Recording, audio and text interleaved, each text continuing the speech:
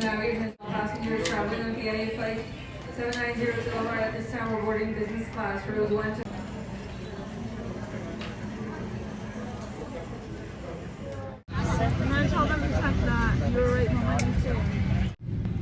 अस्सलाम वालेकुम, कैसे हैं आप सब। आई होप बिल्कुल खैरियत से होंगे। मेरी तरफ़ से आप सबको बहुत बहुत ईद मुबारक एंड आई होप कि आपकी ईद बहुत अच्छी गुजरी होगी। मैं थोड़ी सी लेट हो गई हूँ वैसे ईद मुबारक कहने में, क्योंकि एक तो मैं ट्रैवल कर रही थी पहले और उसके बाद फिर ज़ाहिर है आपको पता है लोग थक जाते हैं। तो खैर ईद चल रही है अभी और अभी ईद की छुट्टियाँ चल रही हैं, तो इस वजह से मैंने सोचा चलो कोई बात नहीं, मैं आपको मुबारकबाद अभी दे देती हूँ। और यहाँ हमारे नेबर्स में ईद मिलन पार्टी हो रही है, काफ़ी ज़्यादा शोर है, बच्चे बोल रहे हैं, बैकग्राउंड में हो सकता है आपको शोर सुनाई दे। तो खैर, तो ईद से तकरीबन 10-11 दिन पहले हम लोग पाकिस्तान आ गए थे, यानी हम लोग लाहौर पहुँच गए थे और हमारा ट्रैवल काफ़ी अच्छा रहा माशाल्लाह।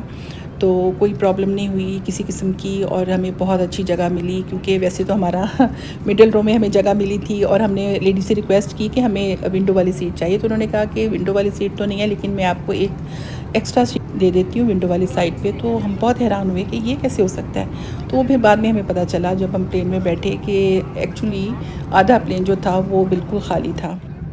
तो तब हमें इस मेहरबानी की वजह समझ आई। तो खैर जब अनाउंसमेंट हुई कि हम लोग टेक ऑफ़ करने वाले हैं, तो फिर मैंने हस्बैंड से कहा, मैंने कहा आप ज़रा जल्दी से ना वो विंडो वाली सीट पे जो 3 सीट खाली है ना वहाँ पे मल मार लें। तो मेरे हस्बैंड कहने लगे कोई आके बैठेगा। मैंने कहा नहीं, अब तो जहाज़ चलने वाला है तो अब तो कोई नहीं आएगा। तो खैर मेरे हस्बैंड बैठ गए, बाद में फिर हम भी बैठ गए। तो मज़े से फिर काफ़ी लोग जो थे वो उसी टाइम लेट गए, मतलब मल मारने के लिए ना, सीट मल मारने के लिए। और ये मैं अपनी वो पान मसाला नहीं, वो क्या मसाला जो भी होता है ना, मेवा मसाला, वो खा रही हूँ। तो खैर बड़े मज़े से हमारा सफ़र गुजरा, बहुत आराम से। और मेरे हस्बैंड कहने लगे मैंने तो कभी लाइफ में देखा ही नहीं है कि इस तरह प्लेन इतना खाली हो। तो मैंने कहा हमने देखा है, क्योंकि मैं और मेरा बेटा अक्सर ट्रैवल करते हैं, तो इकट्ठे मतलब दोनों। तो हम दोनों को तो काफ़ी मौका मिला। एक दफ़ा हम लोग इत्तेहाद पे आए थे, तब भी पूरा नहीं, यानी कि आधा प्लेन खाली था। और एक दफ़ा हम पीआईई पे आए थे, तब भी आधा प्लेन खाली था और हम लोग बड़े आराम से लेट के सो के आए थे। तो खैर इस दफ़ा भी हमें मौका मिला कि हम बड़े आराम से सो के लेट के आए। तो अच्छा गुजर गया टाइम और खाना भी अच्छा था। एक दो लोगों ने शिकायत की कि खाने की वजह से उनको कुछ प्रॉब्लम हुई है, लेकिन अल्लाह का शुक्र है बाकी सब लोग ठीक थे। और हमें हमेशा से कभी कोई ऐसा मसला नहीं हुआ खाने का। खाना पीआईए का अच्छा होता है, टेस्टी भी होता है और कभी ऐसे कोई खुदा न खास्ता मसला नहीं हुआ। और मेरे साथ मेरी बेटी और मेरे हस्बैंड थे, हम तीनों लोग सफ़र कर रहे थे। तो खैर अल्लाह का बहुत एहसान है, कोई मसला नहीं हुआ किसी किस्म का। और ये हुआ कि टोरंटो से फ़्लाइट तकरीबन 45 मिनट लेट चली थी। कोई पता नहीं वैंकूवर से कोई फ़्लाइट आई थी, कोई मसला हुआ था किसी वजह से, तो उस वजह से वो थोड़ा सा लेट रवाना हुआ हमारा प्लेन। और उसके बाद लाहौर बहुत जल्दी पहुंच गया, मतलब इतना जल्दी कि मेरा बेटा और मेरे मामू कहने लगे कि हमें तो जो मतलब टाइम आप लोगों ने बताया था, हमने ऐसे ही कहा कि चलो फ़ोन करके पूछ लेते हैं। तो वो कहते हैं कि हमने फ़ोन किया तो पता चला कि जहाज़ तो लैंड कर चुका है। तो कहते हैं फिर हम बस उस तरह हमने खाना भी नहीं खाया और हम फटाफट भागे कि हम जल्दी जल्दी एयरपोर्ट पहुँचें। तो बड़ा कमाल है पीआईए कि इस तरह फटाफट पहुँचा दिया। और मैंने भी बताया ना, मैंने कहा वहाँ से भी लेट चला था। तो फिर वो बड़ी उन्हें हैरत हुई, कहते हैं अच्छा ये तो बड़ी हैरत की बात है कि इतनी मतलब लेट चला और इतनी जल्दी पहुँच गया। तो मैंने कहा ये कभी कभी पहले भी ऐसा होता है कि फ़्लाइट जल्दी पहुँच जाती है लाहौर। उतरते वक्त अपना सभी सामान साथ ले जाएं। नीचे के थोड़े तमाम मुसाफिरों के उतर जाने के बाद महसूस होगी। हम उम्मीद करते हैं कि आपका सफर हमारे साथ होगा। सबसे हिलारी तो खैर अल्लाह ताला का बहुत शुक्र है कि टोरंटो से लाहौर तक का सफ़र हमारा बहुत रिलैक्स्ड और बहुत आसानी से गुज़रा और मज़े से गुज़रा और कोई परेशानी नहीं हुई हमें। तो खैर वहाँ से जब हम चले थे तो बहुत सर्दी थी उस दिन और बारिश भी हो रही थी। और उससे एक दिन पहले काफ़ी ज़्यादा स्नो हुई थी, मैंने वीडियो में भी शेयर किया है।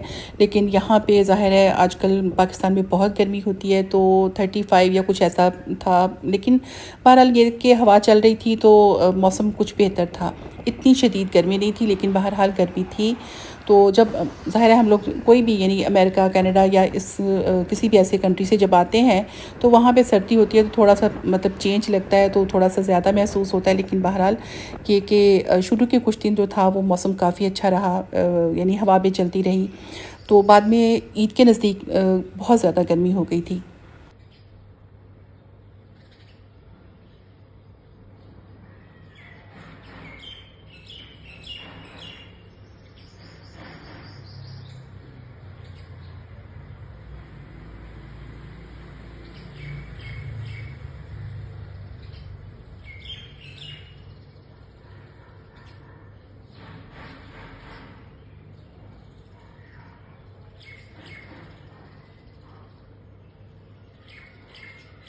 पाकिस्तान आके जो ये चिड़ियों की खूबसूरत आवाज़ें होती हैं ये मुझे बहुत अच्छी लगती हैं।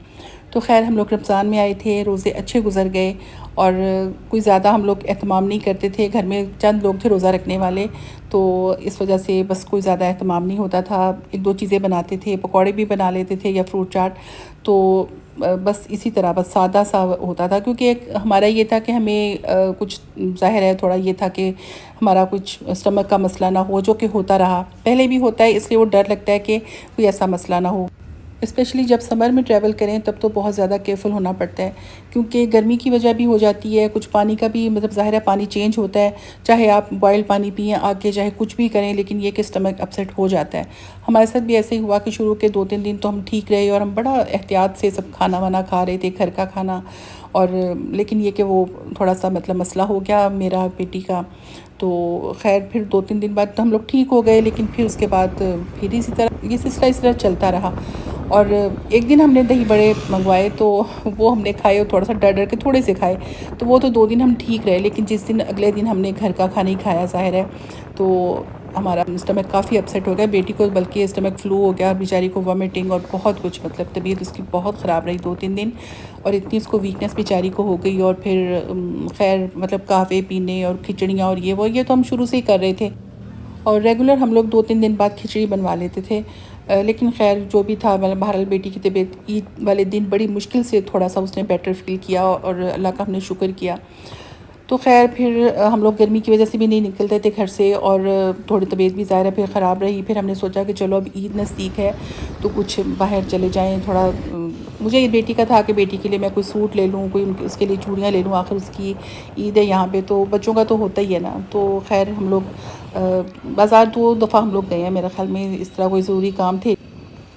और जो मैंने सबसे पहले सोचा हुआ था, मैंने कहा मैं पाकिस्तान जाके सबसे पहला काम हमने ये करना है कि मैंने ग्लासेस बनवानी है। क्योंकि हमारा ये होता है हमेशा से, जब भी हम पाकिस्तान गए हैं, हमारा जो ग्लासेस वाला काम है ना वो सबसे एंड पे होता है। कि या तो हमें लास्ट डे ग्लासेस मिलती हैं, और इवन ये कि रात को हमारी फ़्लाइट होती है तो दोपहर के बाद हम जाके ग्लासेस अपनी लेके आते हैं। क्योंकि वो रोज़ मतलब टालते, अच्छा आज नहीं तो कल, कल नहीं तो परसों, इस तरह करते करते ग्लासेस हालांकि सबसे इम्पॉर्टेंट है, लेकिन वो बस पता नहीं क्यों वो हम एंड पे ही उनका ये काम करते थे। तो इस बार मैं सोच के आई थी कि ग्लासेस वाला काम सबसे पहले होगा। तो अभी 5-6 महीने पहले भी हम लोग आए थे पाकिस्तान, तो तब बच्चों ने बनवाई थी अपनी ग्लासेस, तो मैंने नहीं बनवाई थी। तो मैंने सोचा मैंने जाके पहले करना है। तो खैर मैंने कुछ सन ग्लासेस ली, कुछ नहीं एक ही बनवाई मैंने, और उसके अलावा मैंने एक और अपनी ली। मैंने कहा चलो फिर बाद में देखेंगे। तो खैर मैंने शुक्र किया कि चलें ये काम हमारा हो गया। तो वो उसने बंदे ने कहा कि चलें 2 दिन बाद आप ले लें। तो खैर उसके बाद हमने सोचा था कि हम एम्पोरियम मॉल जाएंगे। मैंने सोचा कि चलो अब घर से निकले हुए हैं तो चले जाते हैं। और एम्पोरियम मॉल मतलब उसका टाइम 10-11 बजे का था, तो हमने कहा चलो 2 घंटे हैं, 2 घंटे में कम से कम बेटी का सूट और चूड़ियाँ वगैरह तो हम लेंगे ही ना। क्योंकि अबू के घर से एम्पोरियम मॉल और मॉडल टाउन लिंक रोड जो है वो नज़दीक पड़ता है, तो हम लोग ज़्यादातर वहीं जाते हैं। या मतलब और भी हैं नज़दीक मार्केट्स वगैरह, तो और भी हैं, तो चले जाते हैं वहाँ पे। तो मैंने सोचा कि एम्पोरियम मॉल जाते हैं, ताकि वहाँ पे सब कुछ होता है, वहाँ पे सब कुछ मिल जाएगा। तो हमने कहा कि एक ही जगह पे जाते हैं, क्योंकि टाइम इतना नहीं था। तो जब हम लोग गए तो ये एम्पोरियम मॉल के बाहर इतना ज़्यादा रश था गाड़ियों का, दूर दूर तक, मतलब जब से मैंने देखना शुरू किया कि दूर से स्टार्ट हुई हैं गाड़ियाँ, और आगे तक बहुत दूर तक गाड़ियाँ बाहर खड़ी हैं। जबकि जो एम्पोरियम मॉल की पार्किंग है वो काफ़ी बड़ी है, लेकिन ये कि ज़ाहिर है ईद की वजह से ये सब इतना रश था और बहुत ज़्यादा गाड़ियाँ बाहर खड़ी थी। तो खैर जो मतलब मेरे अंदाज़े के मुताबिक ये था कि अंदर बहुत ज़्यादा रश होगा। तो रश तो था, लेकिन ये कि मुझे जितना था ना कि जितनी गाड़ियाँ बाहर खड़ी थी उतना ज़्यादा नहीं था, मेरे ख़्याल में इतना नहीं था। क्योंकि इससे ज़्यादा रश मैंने 1-2 दफ़ा यहाँ देखा है जब यहाँ पे कोई सेल वेल थी।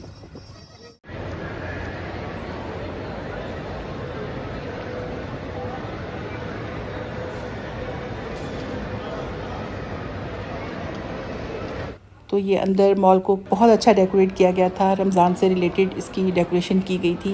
ये जो एक ख़ास किस्म की होती है ना ये लैंटर्न, जिससे मतलब आपको पता है जब भी रमज़ान आता है ये लैंटर्न हर जगह पे, घरों में और कार्ड्स पर और हर जगह ये होती है। जो कि मैं अक्सर सोचती हूँ कि ये मतलब इस लालटेन का, इस ये जो चीज़ है इसका रमज़ान से क्या ताल्लुक़ है, क्योंकि ये तो हमारे कल्चर का भी हिस्सा नहीं है। और मतलब मैं खैर ये सोचती हूँ कि ये पता नहीं इस लालटेन का क्या ताल्लुक़ है। तो वही सेम उसी टाइम मेरी बेटी ने भी ये क्वेश्चन किया कि मामा ये ये कहाँ से आइडिया मिला ये वाला जो लैंटर्न वाला है ना, कि ये मतलब रमज़ान के साथ ये शुरू हो जाता है कि जहाँ भी पिक्चर आएगी, जहाँ भी कोई मतलब वीडियो आएगी तो उसके साथ ये लालटेन रखी होती है। मैंने कहा भाई मुझे ख़ुद नहीं पता, लेकिन बाहर जो भी है ये अच्छा लगता है। तो खैर यहाँ पे जब भी एंटर होते हैं एम्पोरियम मॉल के राइट साइड पे गुल अहमद आइडियाज़ की शॉप है, तो यहाँ पे हम लोग आए।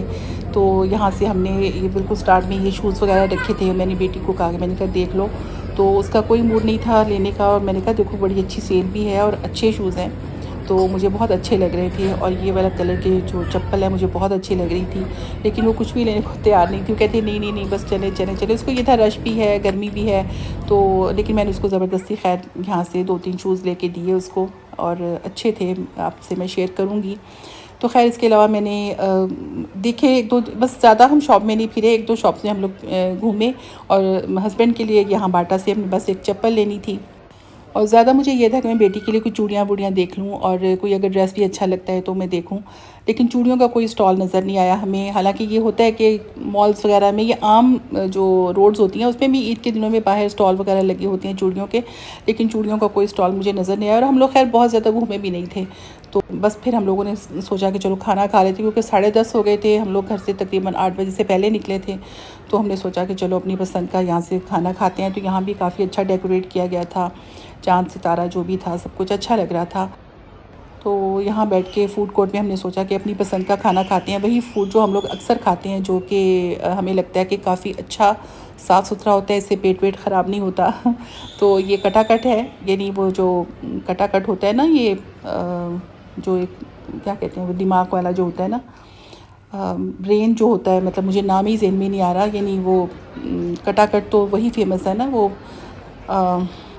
मगज़, हाँ मगज़। तो ये वो वाला नहीं था, ये सिंपल चिकन का को वो कटाकट करके बनाया गया था, और ज़्यादा स्पाइसी भी नहीं था, ठीक था, अच्छा था, मज़े का था।